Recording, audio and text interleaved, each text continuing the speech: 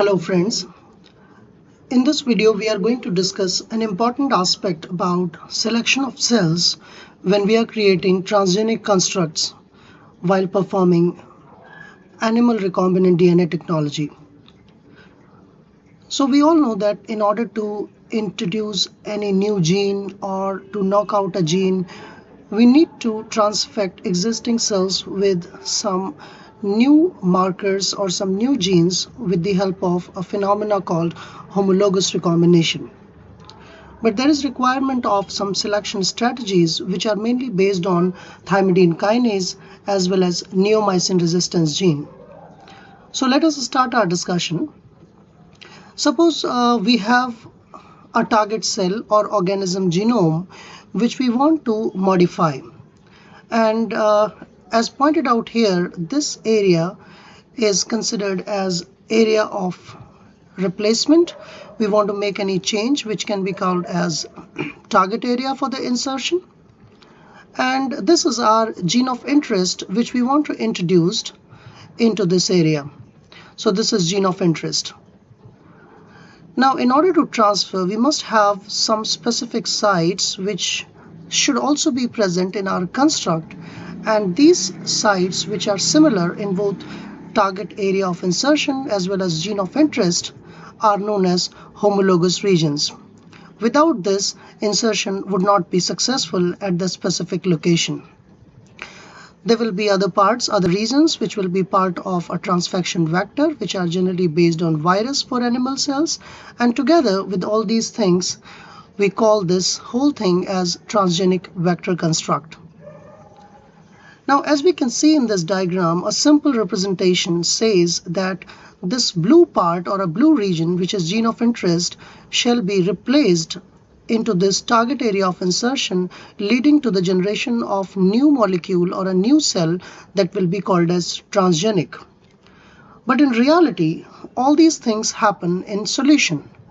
So when we perform experiment, we have in one tube, let us say, a solution of transgenic vector, whereas in another tube we will have a solution containing cells which might be having target gene or target genome. And what we need to do is we need to mix those two things. We have to add vector and transfect the cells, and we will achieve transfected cells. And those transfected cells will then be added to the culture media. And that whole solution will be poured into the culture media, and we will wait for the cells to grow. So as it is apparent here, it seems simple that the gene of interest would go into the target area and it will lead to the transfected cells, and the cells that will be growing will contain the gene of interest. But it is not as simple as it appears, because we do not know whether all the cells have been transfected or not. So there will be many different possibilities. All the cells will not be transfected. There will be one possibility where few cells will be transfected, where there will be only vector, or few cells will be transfected, will not at all be transfected. So they will not have any foreign DNA, but they will only have original genome. That will be one type of cell. Another type of cells will be the actual cells where gene of interest would have undergone homologous recombination, and they will be caused by homologous transfer. Whereas third type of cells might also originate where the homologous recombination would not have taken place, but this gene of interest would have integrated into some other region of the genome, which we call as random integration. So out of these three possibilities, we must be interested in obtaining or isolating the type of cells out of these many which have undergone homologous recombination, whereas these two possibilities are undesired. Now, it is important that if all of these cells are not transgenic, how to pick up specific cells which have become transgenic, because by visual examination all the cells will be similar and we will not be able to pick up the cells which have desired construct or gene which have been transfected into them, or transgenic cells. So that's a big question, and in order to solve this question we actually need some markers.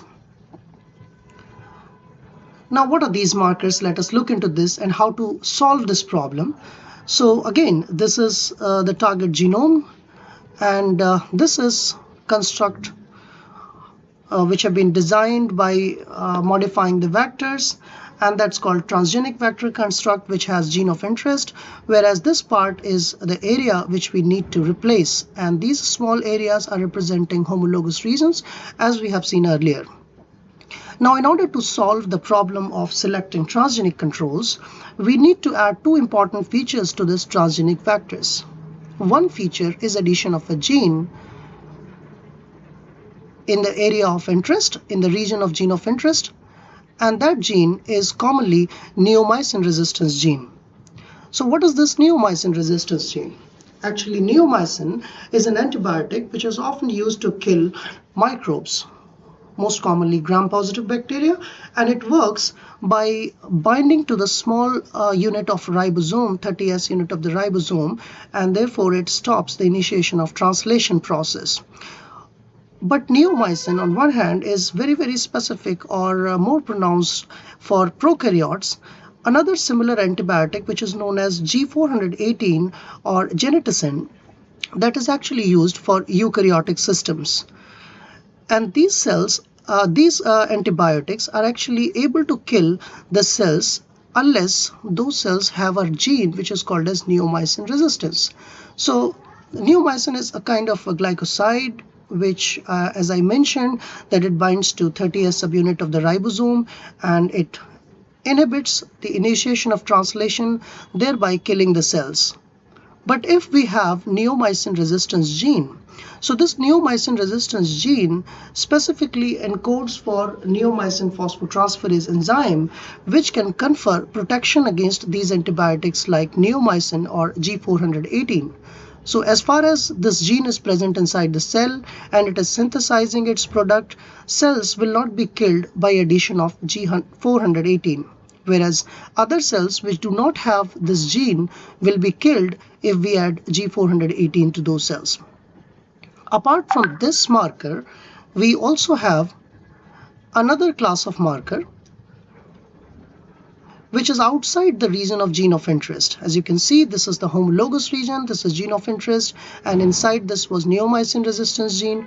Outside this, there is another gene which is named as thymidine kinase. Thymidine kinase is an important gene which is required in nucleotide metabolism. And interestingly, there is a drug called ganciclovir. You might have heard about ganciclovir earlier. This is an antiviral drug which is often used for the treatment of HIV/AIDS because it can selectively bind and selectively inhibit the process of normal metabolism of the nucleotides. This is able to kill the cell. Ganciclovir is able to kill the cell if it is capable of getting phosphorylated. So it is important that ganciclovir should be phosphorylated as it is an analog of guanosine. And the phosphorylation of ganciclovir is catalyzed by enzyme thymidine kinase inside the cell, which means if thymidine kinase is present inside the cell, it is being expressed, and you add ganciclovir to that, ganciclovir will get phosphorylated and then it will kill the cell. So sensitivity to ganciclovir is induced by presence of thymidine kinase. So we have two different type of markers. Let us revise those things. Neomycin resistance will confer protection against G418, whereas thymidine kinase gene will provide sensitivity against ganciclovir. So if this gene is present, cells will be killed in presence of ganciclovir, and if this gene is present, cells will be protected by the action of G418. Now let's go back and look at the three different possibilities that we discussed earlier. One of the possibility is when no DNA transfer has taken place. So cells have not taken up any DNA, and there will be few cells in the media which will be having original genome without any foreign DNA. This is one condition. There can be another condition where this foreign DNA would have actually entered, or this would have transfected the cells by homologous transfer. That means this particular part would have been replaced by the construct which we have designed. So our gene of interest has now been inserted into the cell by homologous gene transfer in the second case. There can be third case, which I discussed earlier, maybe random integration. That means any part of the genome might be integrated with this. So once the vector enters into the cell, the whole construct must be transferring its DNA by non-homologous integration. That means it's not specific to this region, but it will bind somewhere else. And in that case, the whole part, including the thymidine kinase gene, would also be integrated at the random position in the genome. So we have three different situations here. Let us revise those things. First, cells with no DNA transfer means with original genome. Second, cells with gene of interest or the actual construct or desired construct which have been obtained by homologous transfer. And third, cells which are containing the vector construct with the random integration process. Now let us look how we select those three different types of cells which are present on the media. The first condition, where there is no DNA transfer, those cells will interestingly be absent for neomycin resistance, as well as there will be no TK gene. Since thymidine kinase and neomycin resistance gene both are present on vector construct, so those cells which were not transfected will not have either TK gene or neomycin resistance gene. Whereas in the second case, where homologous transfer has taken place, in that case, neomycin resistance gene is already present, whereas as thymidine kinase was kept outside the homologous region, this has not yet entered into the cell, so this is absent. So you can say these cells will be neomycin resistance and they will have this gene, but they will not have TK gene, so they will be TK negative. In the last situation, where the random integration would have taken place, we will observe that there is presence of both thymidine kinase gene as well as neomycin resistance gene. So we have both the genes present inside the cell, TK as well as neo-R.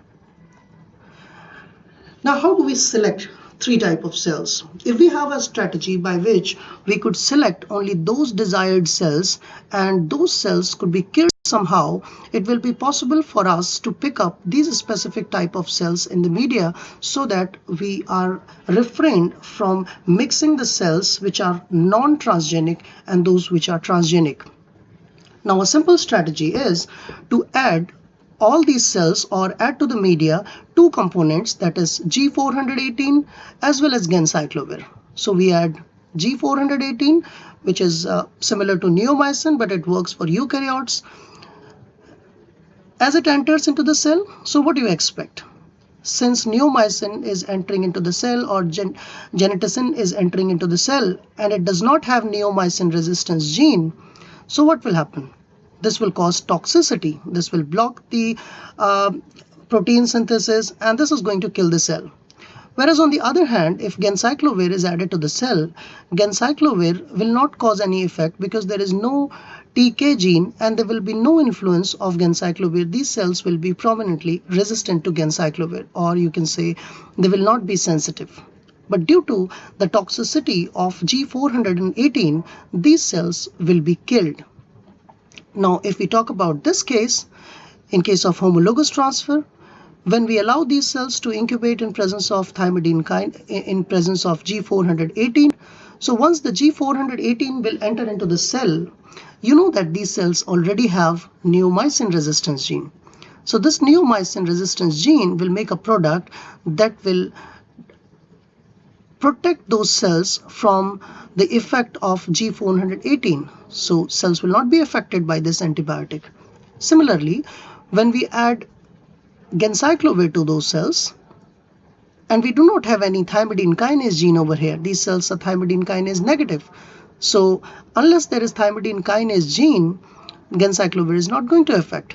So these kind of cells which have homologous recombination and they have a transgene, they will actually survive in presence of both G418 and ganciclovir because they are resistant to G418 due to presence of neomycin resistance, and they are also resistant to gencyclovir because there is no thymidine kinase gene over here. So these cells will survive.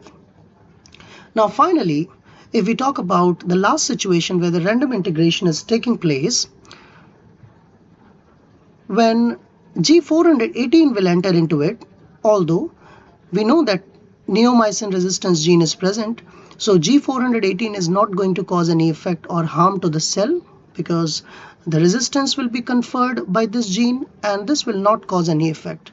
However, when gencyclovir enters into cell, this gencyclovir gets phosphorylated because we already have a functional copy of thymidine kinase over here. Now, due to presence of this thymidine kinase gene, in presence of gencyclovir, these cells will also be killed. So what we have observed, we have solved the problem. Our problem was that while we are performing the transgenesis, or we are trying to construct a transgenic cell with a foreign gene, in that situation we had three possibilities: that some cells may not have incorporated any DNA, may not have taken any foreign DNA. Some cells may have taken DNA, but random integration would have taken place. And only those cells which were desired will have homologous recombination. So by using a combination of G418 and thymidine and gencyclovir and presence of TK gene and neomycin gene as markers, we were able to select, or we were able to preferably allow only desired cells to survive in the media, whereas undesired cells of both the types were killed. So this is how we achieve selection while we are creating transgenic animals and while we are creating transgenic cells. Thank you very much.